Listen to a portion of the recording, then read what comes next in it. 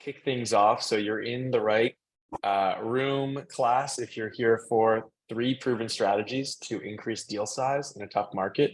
We're going to be talking about a mix of going up market, but also in your current segment, how to maximize deal value, especially as leads aren't flowing like they used to and deals are harder to get done. How do you make sure you make the most of your opportunities to hit revenue goals in 2023? We have an incredible panel here today across really different functions and different experience levels. So hopefully something for everyone and things to learn. I'll let everyone do a quick intro in terms of their experience, where they're focused now, and we'll dive right into sharing some. This is going to be a success if I think everyone takes away something that they can start sharing in Slack or literally start doing with their team this afternoon or on Monday when they hit the ground running, on how to make sure you're increasing and maximizing your deal sizes and making sure you can win further at market where companies are just more stable today. So let's dive right in. Maybe we can go in reverse order. Kyle, if you want to share where you're at today, a bit about yourself and what you're looking forward to out of today's session. So appreciate you having me first off. So I currently run sales and partnerships for owner.com. So we're Series A stage software company selling predominantly to small business restaurants. I spent 3 years at Shopify before this, running revenue in our point of sale group and then for the Canadian market.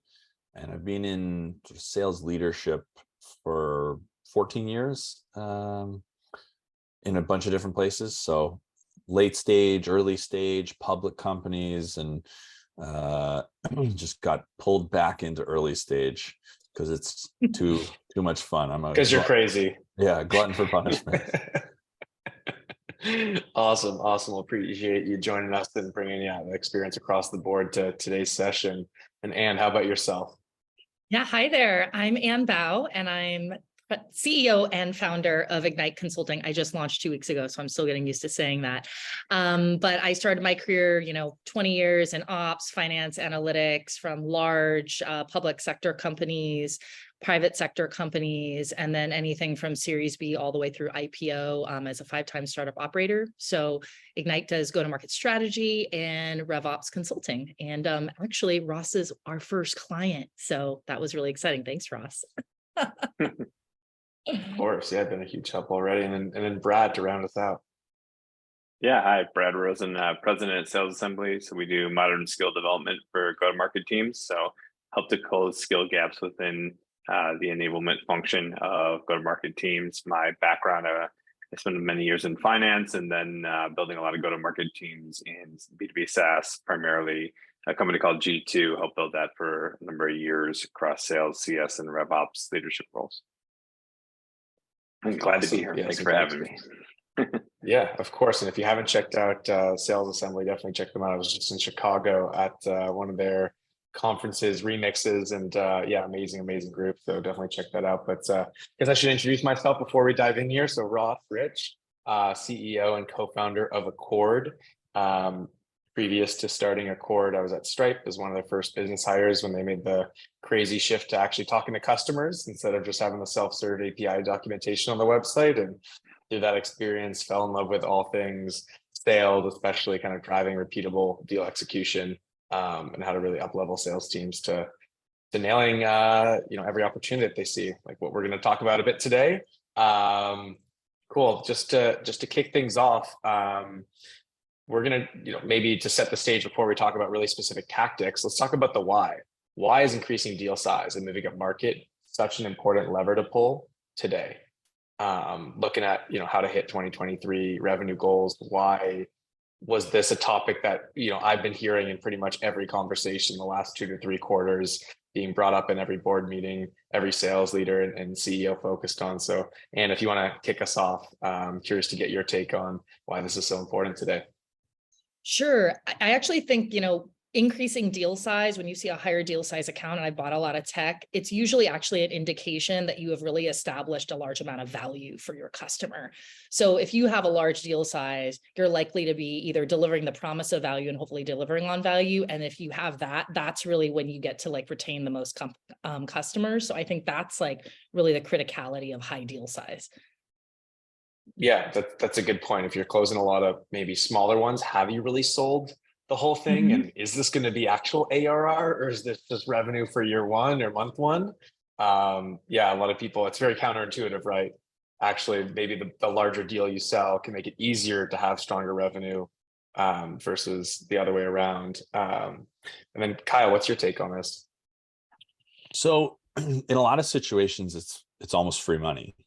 If you do the math and your sales cycles are reasonably similar, your win rates are in line with bigger deals as they are sort of farther down market, but your return on that time and energy is significantly more, like, you know, you're going up a segment or really targeting a larger customer, you might be getting 2 times the ARR per deal and only sacrificing a couple points on win rate and putting in, you know, a handful of more hours into those deals. You have to be extremely honest with yourself. Like, do you have decent win rates with those larger customers? Does your product actually win in those segments? And then, you know, just being vigilant about the data. But oftentimes for companies with good products that are starting to venture up, you know, there can be a lot of really high ROI payoff for that time and effort, because your win rates are still good and the payoff is so much better. Totally. Yeah, looking at, and just mentions in the chat, but the cost of acquisition, right? If you're selling a 30K deal instead of 15, and it took, you know, a week longer and the average deal cycle is 4 weeks, definitely, as you said, free money there, Kyle. And then Brad, to round us out, what's your take on why this is so important, why it's just been the topic of almost every conversation this year? Well, I think especially now, folks either have reduced their headcount or slowed their hiring, and so we have less folks, you know, going to market. And so what are the options? Either those same amount of folks sell more deals, so we increase like the velocity in the transactions, or we sell less deals with the same amount of deals but at a higher price point. That's the only way to grow revenue. Like, there's only 2 variables here, right? And so in theory, if we have really good reps that are within our team and maybe they're receiving more leads because there's less reps overall, in theory, we should be able to sell larger deals ideally. And as Kyle pointed out, like, you have to make sure your product can support that and your team and all of that other stuff. But there is a potential to say, like, why is it important? That's probably why, because we need to still achieve certain goals, maybe with less folks and longer sales cycles, harder deals to come by. Probably doesn't bode well for, no, we're just gonna keep the same price point and just sell more. Probably not as likely as, no, we could probably, you know, increase our deal size by 5, 10, 20K and achieve the goals that we want to.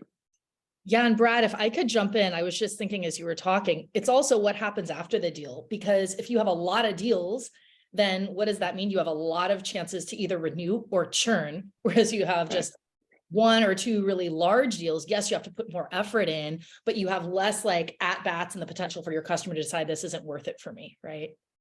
And less need for potentially like as much CS support because you have less clients. And so you can probably cover those clients with less overhead. 100%. I was going to say, if I can jump in there, one of my clients, actually, they were dealing with this. They have many clients are like, we just don't have enough CSMs to go around. So which accounts are we going to prioritize to really deliver the best customer experience? It's kind of like you have to pick, right? So. Totally. Yeah. And I think, Brad, a good point. Like, how many levers do we really have, right? We can hire more people. That's just like off the table this year. We can try to get way more leads. Also probably harder than getting budget on the headcount stuff this year. And then we have velocity, deal velocity, how fast we're moving them through the funnel, and deal size. And again, like, how helpful is it to increase deal velocity if you don't have more leads? I'd rather it take longer to get a larger deal, like Kyle was saying, than the opposite. You're going to speed it up and maybe close smaller deals. Well, then where's the next one going to come from?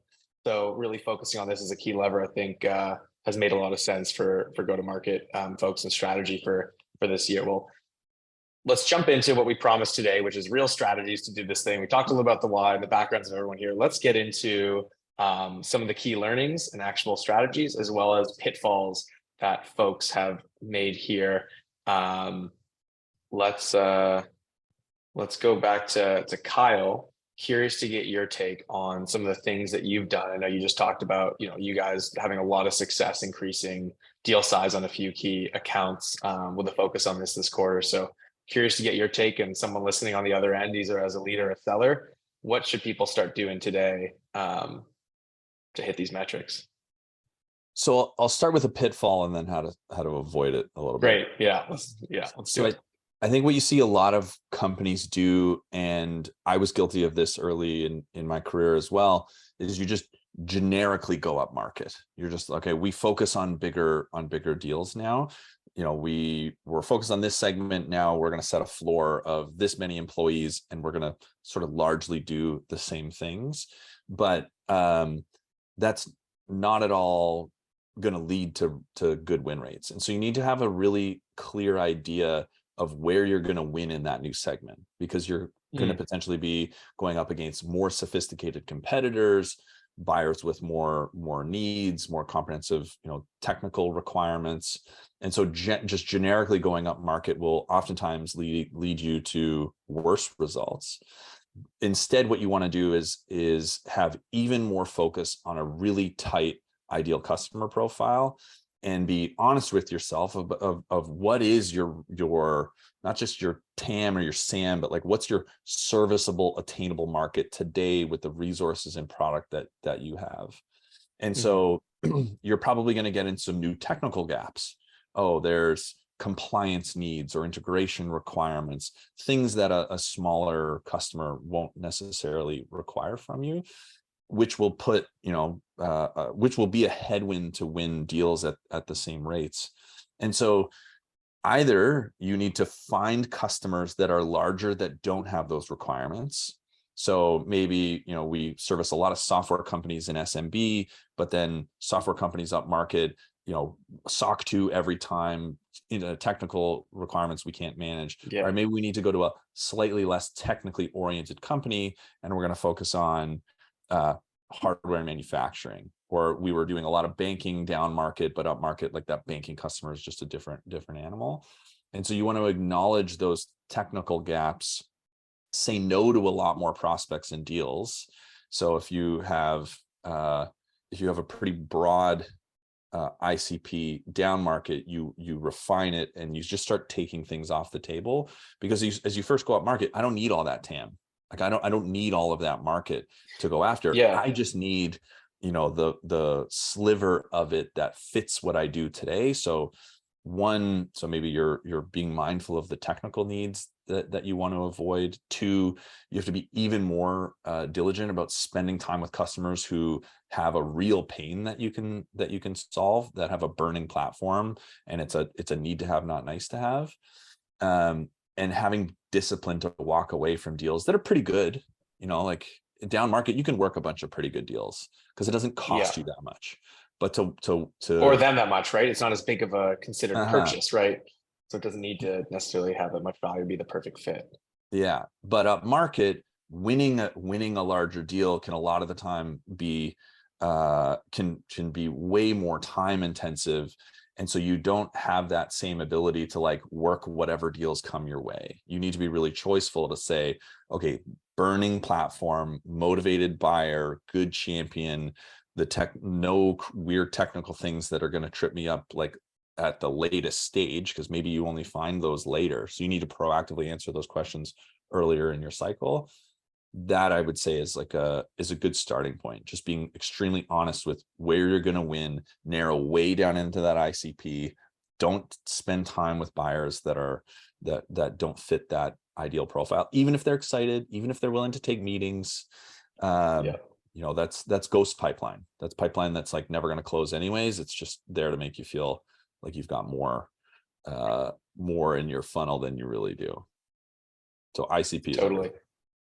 I think that's definitely 90% of it at the kind of go-to-market strategy level. I think this ties in really well with what Anne had some notes on here, getting to, okay, let's tie in now that we've thought about, okay, larger deals, moving up market, or where we can sell more into in the current segment. How do we do that?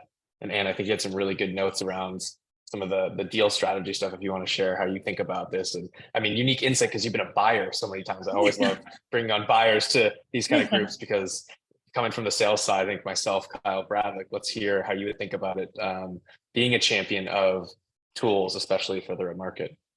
Sure. Yeah. And Kyle, I love that you were talking about TAM, SAM, target account, but then it's also who are you selling to? So in companies that I've been in where we were really trying to go up market, the who is really critical. Yes, everyone wants to get to the decision maker, power, economic buyer, whatever, but chances are you're not going to get there right away. These are big companies. They have lots of layers of organizational hierarchy. So I think what's most critical is we all know we need to find a champion. Yes, I've been a champion. I've also been an economic buyer and decision maker. But typically in the larger orgs where I've been, my decision maker was like, and I'm not meeting with anybody in sales. You are going to meet with all of them. You are going to vet them. You are going to understand the business case. Then you're going to onboard me. Then if I'm really ready to talk to them, maybe we'll meet. So you have to make sure, and this is like one of the things that I've seen sellers make a mistake about. And even as when I was trying to help them sell and I've made the mistake, don't lie to yourself about if you're at a champion or not. How do you know if you're at a true champion? They like have skin in the game. They're willing to sit down with you. They're willing to like talk about deal strategy, the ways in. They're opening up like the curtain to like, hey, here are the problems that we're dealing with in the organization. And what I highly recommend is you don't just want a champion who understands one problem, because as you go up market, you really need to understand a problem that is important to multiple parts of the business and therefore multiple executives, because those executives, they want to look good in front of their peers and make sure that they're bringing something in that's going to like really help them with their career. And so, for example, one of the companies I was at, Medallia, many years ago, I think we have some snowflakers on this call and maybe some Tableauers, I'm not sure, but we had run an MVP for visualization. And this was basically our business case rationale for investing in our entire data warehousing stack. So we ended up going with Snowflake, Fivetran, Tableau on top. We built out this business case and we demonstrated the value of that business case. And we said, great, we're going to start with 20 or 30 users. But I knew if we get this right, this is going to scale very quickly to multiple orgs in the business, which it did. Within a few months, we went from 20 people to 400 people in the business. So it was like a boon, but it was because I was intimately familiar with the problem, because my job for my boss, the CIO, was like, you need to go and find out what all these different people care about. And then once we get really clear on that, then we go and bring in the tech. Totally. And most of the time you don't have an Ann that's doing that for you. You Yeah. need to do it yourself. Well, I would also point out Brad, I'll let that, you jump in. Yeah. yeah, I mean, I would also point out that that's kind of part of it is like Ann's having to sell your product within her organization. Like you have to arm her to do that, or else it's not going to go well. Because once she starts to get pushback, Tanner asked, like, what's skin in the game? Like, it's possible that Ann can't do her job without this tool, or her job as well, and achieve some of her goals. So I think that typically is what the skin in the game. And by the way, nobody wants to go out on a limb because they purchased a piece of software and like it's going to go the other way, where people are like, why did you purchase this? It's causing us all these problems. It costs this much money. So you're really putting yourself out on the line, especially in large organizations, if you're going to roll something out. So your champion better have a lot of conviction around that this tool is going to work and work for them. And the last time, oh, go ahead, Brad. No, go ahead, Kyle, please. I was going to say the last recession that we went through was when we started to see the ballooning of consensus-led buying. You know, it's straight out of Challenger. 2008, same sort of thing. People are scared for their jobs, and what happens is you want to diffuse risk. How do you diffuse risk? Have more people a party to the decision than being single-threaded. So that is going to be the same. Like, we never recovered. The buying group always stayed big. It stayed that large. Yeah. Post 08. By the way, not just people. Like that's why people used to say like you didn't get fired for like buying IBM or whatever, right? Like, and they looked at Gartner and then like G2 and like all this stuff. You'd say, well, no, I did my research. Like, here it is. Here's why we should buy it, so that you don't feel personally responsible. So it's like people and research and other reasons why. And then just kind of back to the original question, Ross, I think there's something that Kyle started to touch on. I just want to pull that string a little more, is like also after the sale, you may get that big customer, but the cost that it's going to cost your like product team, your CS team, potentially they could churn. Like, there's any number of reasons why not only like getting the client can be tough, but even if you do, it might cause a lot of downstream effects. And, you sell a higher price point for that organization, it might not be as high. Like, you go from a $20,000 to $100,000 price point, this is amazing. $100,000 maybe to some enterprise organization isn't as much to them, but they will have higher expectations as well because they're paying you a lot of money and they expect their vendors to be pretty buttoned up and have answers to things and support systems and all that. You may not have that in place, and now all of a sudden, like, not only is that not recurring next year if they churn, but you kind of burn that bridge for a while. So I think it's both the pre-sales, like sales process, as well as the post-sales, and thinking about like what the ramifications are for your whole organization. Totally. Yeah. To sum up, we just heard a lot. To sum up, I think maybe starting with some of the mistakes or potential pitfalls, then get back to some of the strategies. Brad, what I heard from you is let's not just think about how to get these deals done, but like, how do we service these larger customers? There's going to be differences in how much it takes, the relationships up and down. Maybe it's not a support person. Maybe it's an executive sponsor. Maybe it's those people on the post-sale side, or really hands-on CSMs or AMs. Heard from Kyle, we can't approach going after these companies in the same way. We need to get much more specific, and you get to, because these deals are much larger. You can be pickier. You can get the same amount of revenue by picking a 10th of the conversations, because they could be 10 times the size. And then Anne, I think, hit on a lot of really important pieces around creating value. The value you need to create for these conversations up market needs to be exponentially more. The problems that you solve need to be much, much bigger and broader, which also goes back to what I heard from Kyle, which is you can't approach the same number of people. And I'm not even talking about twice as many. Hey, you go from 2 to 4 people you're talking to. We're talking about going from 2 to 10. We just closed a deal, and it was a smaller company. It was a larger deal, a small company, 80 people, 8 people involved, 10% of the business. That's what we're talking about, getting deals done in 2023. And this is like a 40, 50K deal. And if you're not thinking about that today, like, you're going to be losing. Your win rates are going to be like 10, 15% instead of 25, 30%. This is exponentially more people involved if you're going up market and you're trying to close deals in 2023. De-risk it, get everyone's buy-in, so that whoever that, fill in the blank persona that's saying yes to the budget feels like they have everyone else cheering for them. By the way, Ross, it's your job. One thing you just said, 100%, I was going to say, and you see this in all the research and all the posts on LinkedIn, the CFO has never been more critically important to the deal sign-off person than right now. I have a friend who works at another company, large company, and he said every single thing that has to go through procurement that is over $50,000, and this is like tens of thousands of people organization, has to go up to either the COO or the CFO for approval. The CFO is like, I will let the COO approve up to this amount. I will approve up to this amount. So, and I've worked for a lot of CFOs. And if you're going to go in there and be like ROI and throw some flashy back of the envelope ROI, do not do that to a CFO, please. Like, at least represent an ROI or a business case that the people that you are trying to sell into will sell Yes. behind. They are going to call BS on that every single time. So perfect. With the next topic, I just saw that actually we're already organically getting into. Let's talk about how to do that. When you go up market and close larger deals, more people are involved. There's those thresholds either built in formally or informally. How do you, let's maybe specifically, Anne, what are your recommendations for how to do that? I think everyone knows here, it's going to CFO, it's going to VP of finance, blah, blah, blah. Like, everyone's talking, how do you do that? You partnered with as, VP of RevOps, these folks. How would you recommend sales folks and leaders getting in front of finance to make sure that they're comfortable with those decisions? Yeah, I mean, from a tactical perspective, first things first, I think you just need to really map the entire organization. It sounds so simplistic. So this is something that when I was working in organizations who are really going up market, basically said, you are going to do power mapping. We called it power mapping. It wasn't just a list of people. I was like, you need to build me an org chart. You need to show me the relationships. Yes, there are softwares out there that do this, but you don't have to buy those off the gate. Just like put it in a slide. And I need to be like, what seller are your different paths to get in? And then you put that in front of, like, ideally your executive teams for the must-have marquee accounts and be like, what is our path getting in? So for example, literally I have to respond to them. One of the companies that advised pinged me yesterday and was like, hey, Anne, do me a favor. Here's a list of all the people that we want to tap into at an executive level. You know many of them. How many of them do you have warm relationships with? How can you get an intro? But somebody had to go through and map all of that first to get to that point. So that's just one tactical starting point I'd recommend. Yeah.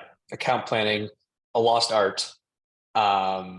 Get your, if you don't do it, formally in Salesforce and all this stuff, I'm asking all of our reps today to hear the personas we know, VP of RevOps, enablement, director level here, there. We need to know these 8 people, these 10 people on every single deal. And maybe we're not reaching out to all of them now, or what's the no ask note that we can send to this person? What are the connections here? If you're not doing that, you're not closing. Your win rate is not even near what it should be this year. So super helpful feedback. And maybe let's throw it over to Kyle. How do you do this? How do you make sure you're getting to the right folks? It's not the person that reached out. It's not the champion. How do you get to the other folks in the organization and make sure you're super multi-threaded today? So this is just challenger customer fundamentals. Like most of what I say will be paraphrasing challenger customer. So just go read it. I'll give a slightly different answer. Let's go early sales cycle and just talk about identifying mobilizers. So you're hunting for somebody who's actually incentivized to go solve this problem. And so what we want to find is the go-getters.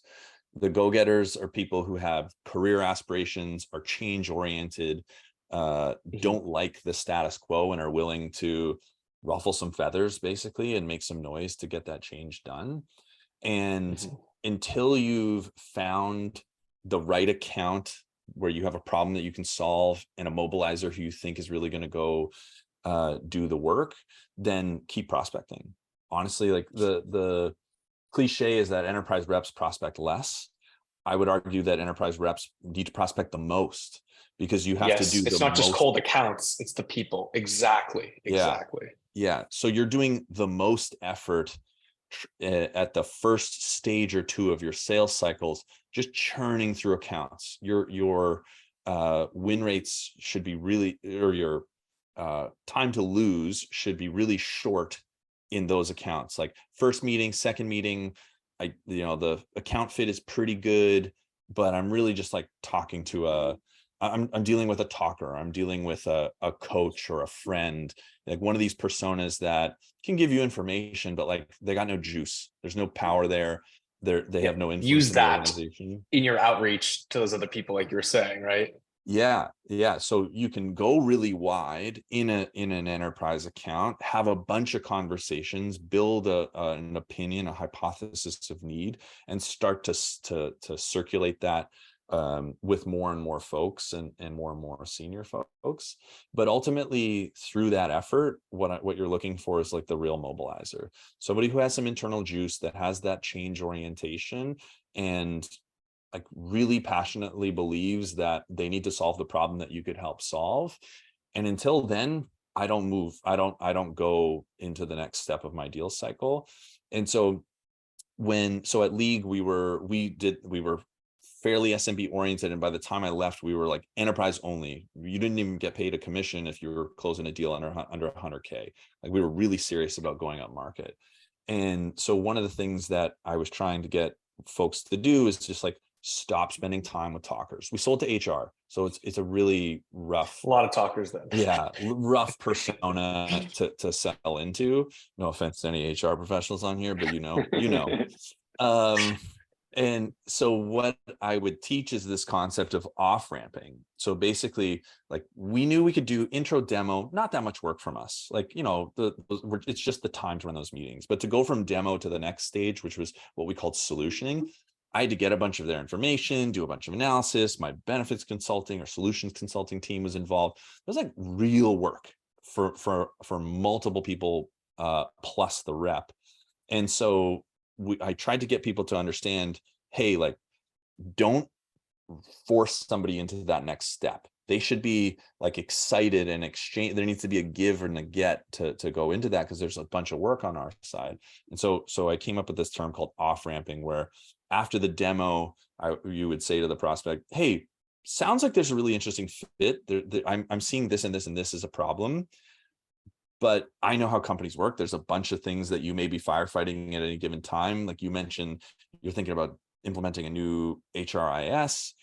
So the next step together is like real work. You need to give me a bunch of information. I need to do a bunch of analysis with my team. Then like it's probably a meeting of 4 on your side and 3 or 4 on my side. So I only want to do that if you feel like the timing's right and this is a problem we're solving. And that is what challenger customer would call a test, a mobilizer test. And you're going to lose a lot of deals. And you're like, oh, I let them off the hook and they said no. That deal was dead anyways. That was a ghost. That was fake. Yeah, there's a lot harder things to happen in the deal than that question later. And would you rather lose that now and find the next one that's lose now? yes? If they say no at that point, you were for sure losing it later. You weren't going to get them convinced with that next step, burning 10 or 15 hours of company time. And so that was a great way to, one, give that prospect the opportunity to like say no and walk away. And that's a good sign.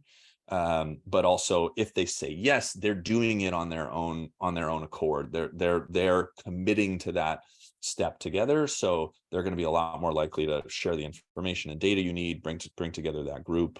And so what I'm doing is like saying like, these are the 2 options: say no or say yes and give me this information and bring together your buying group.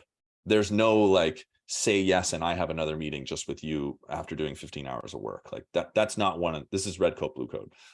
Those are the 2 options, which is a good way to start to test your champion, build your stakeholder group and validate that you have an okay deal.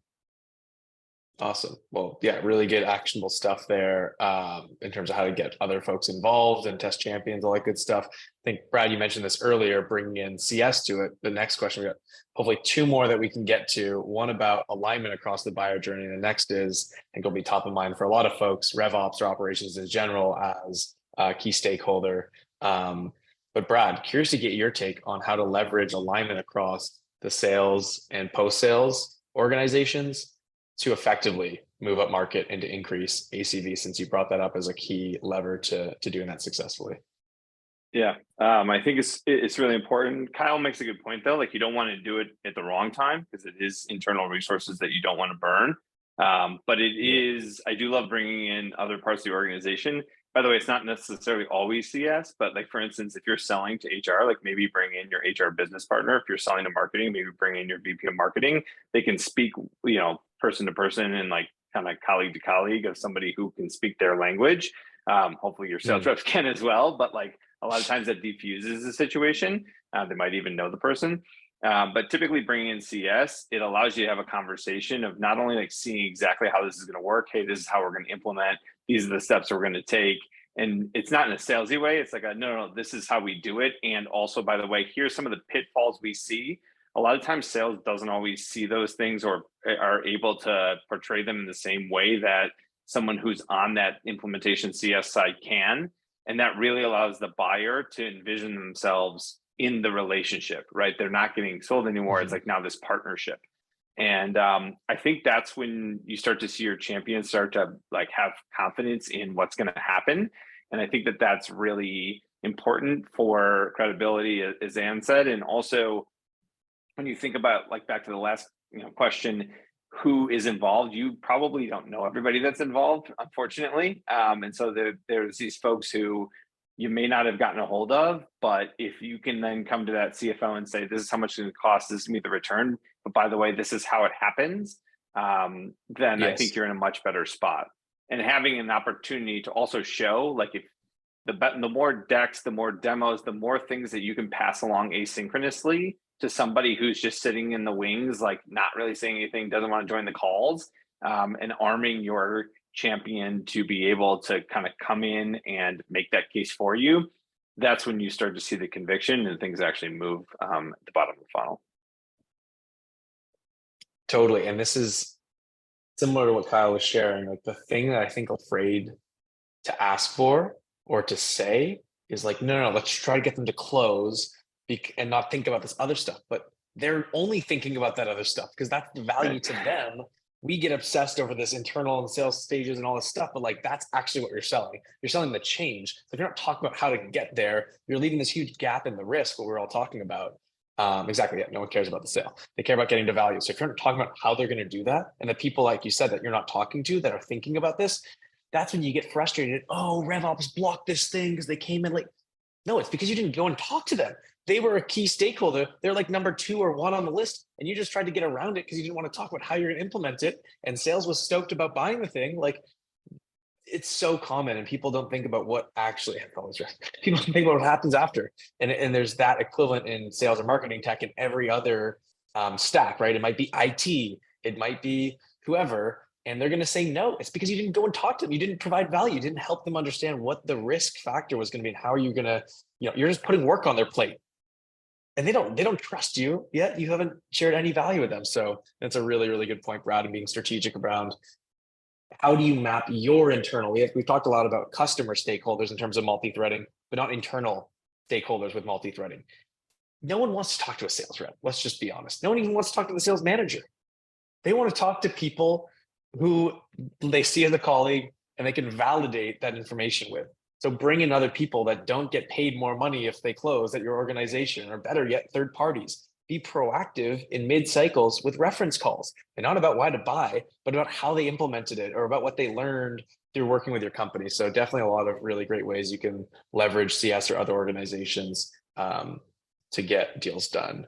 Not to rush through things, but I definitely want to get to this last question, since I know this is hugely topical.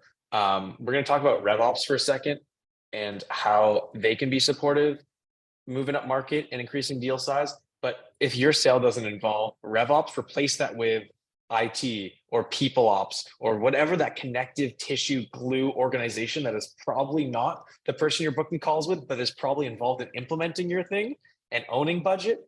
That is the secret to moving up market effectively. And these stakeholders that you probably don't see down market, they're the people that get shit done, and they have a lot of sway. And you're probably not talking to them as much as you should. So, Anne, bring on all the advice and guidance to, the people out there that are trying to spend more time with these integrators at companies, and how to effectively partner with them to move up market. Sure. Yeah. And I love that you said glue and connective tissue. That's always how I describe these kind of centralized functions that, really have a multidimensional view of the business. They are a centralized function. So they have lots of different teams and lots of different stakeholders that they are responsible for supporting and partnering with. Thinking about RevOps, I think RevOps is really critical because, number one, like every mission statement I've ever written for a RevOps team is that, like, we are the team that understands the leverage points and the linkage points in the business. What do I mean by that? Everyone talks about KPIs, outcomes, yada, yada. But actually that KPI is just a manifestation of like different numbers, leverage points that you can influence through activity. Sometimes those activities are shared across different points of the business. So my job, my team's job, is to really understand that. You need somebody like RevOps in addition, because they're the ones who are running the business. I always say, like, buying software, managing software, is probably like 10 to 15% of my job. The rest of the time I'm like pushing things through, coordinating cross-functional projects. So when you're talking to all of those teams that you need to really understand and how they get work done, procurement, legal, finance, deal desk, I'm talking to those people every single day because we need to run the business. And so typically a job of RevOps, if they're like a strong strategic function, which they should be, are really understanding what are all the process things, who are the decision makers, where can things get stuck, and how can I grease the skids to get things through? If you can build trust and demonstrate value, they're going to, again, open up the curtain. But the other reason why RevOps is so critical is after you sell in your technology, who do you think is going to actually implement that thing? Definitely not your CRO, definitely not your CFO. No, it's probably going to be my team or people ops and and we're going to not just implement it. We've also got to train the entire team. We've also got to reinforce that training. We've got to measure the efficacy. We've got to renew the contract. So if you're avoiding that, like, big red flag, because ultimately we're responsible for making it successful. Yeah, that was a huge learning for us, because we were selling to sales leaders. Turns out they're not the ones pressing go on this after. And if we're asking this, you're going to be dead in the water. Maybe you sign a deal and don't even, like you're saying, don't even get it done. How are you measuring it? And then you're fighting against these headwinds. Also, the other thing that I found with these teams, great leaders, like you're saying, the strategic leaders, are going to bring your project from that organization level to the company level. for example, we just recently had a conversation where we're talking to one or two teams, a sales team, the S team, maybe the SE team. And they're like, hey, one of our biggest problems at the C-suite level is we're building these processes in silos. So maybe we're nailing each of those, but they're up leveling us to like C level. How do we build one process across all of them? We just went from a 50K problem to a 250K problem. And there's no way we would have got that without that partnership, but it's scary because they can be a blocker. But I'd rather know that, like Kyle was saying, earlier than later. But it's more work, and you need to bring other people to those conversations and have that different, have that kind of elevated, more strategic conversation. Well, I know this, wow, time flew by. It's 1:44. We were gonna end in like 30 seconds here. If you want to connect with this group of people, I'm sure LinkedIn, hitting them up. Everyone here have been huge supporters of the community, and really appreciate all you three spending your valuable time today, sharing with the community your insights. We'll follow up with a blog post and kind of cherry pick some of the learnings. But this was really fun. I have a lot of things I'm going to take back to my team, I know already, and some thinking there. So yeah, really appreciate everyone tuning in, and hopefully there was a takeaway that you can use to really move the needle with your business this year. This was great. Thanks for having us. Thanks, everybody.